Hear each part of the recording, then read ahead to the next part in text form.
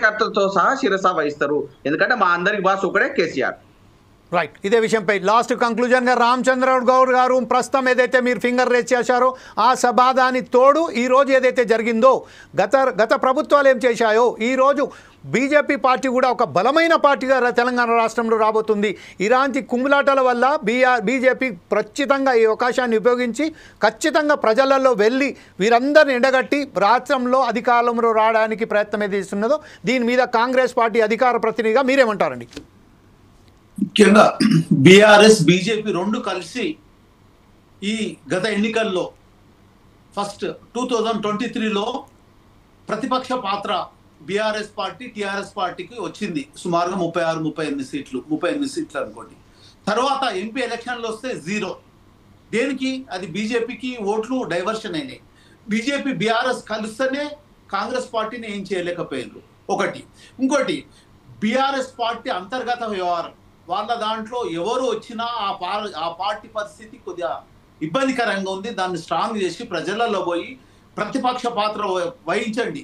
మీరు 18 నెలల్లో, సుమారుగా 15 నెలల్లో మీరు ప్రతిపక్షంగా లేకున్నాయి.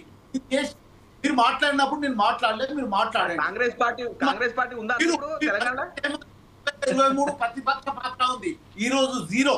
కాంగ్రెస్ పార్టీ తెలంగాణ భవిష్యత్తులో మీరు బీజేపీ బీఆర్ఎస్ కలిస్తేనే మన కొట్లాడడానికి కాంగ్రెస్ పార్టీ ఉందా అన్న తెలంగాణ గట్టిగా కావాలని కోరుకుంటున్నామండి. మీరు మధ్యలో మాట్లాడాల్సిన అవసరం, మీరు ఏం పాత్ర పోషిస్తారో మీరు చేయండి.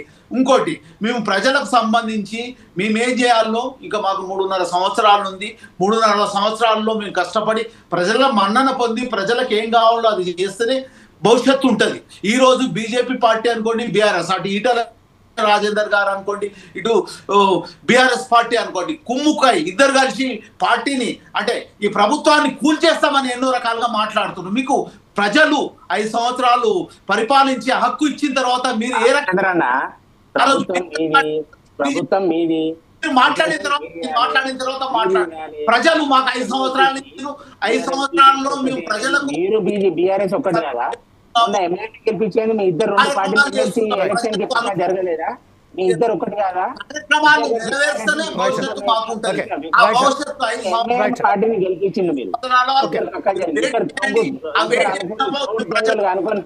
ఇదే విషయంపై ఒక్కసారి మనం లాస్ట్ గా కంక్లూడ్ గా హరీష్ రావు గారు ఏదైతే ప్రెస్ మీడియాను ప్రజలను ఉద్దేశించి మాట్లాడారో ఒకసారి చూసిన తర్వాత మనం సుధాకర్ శర్మ గారు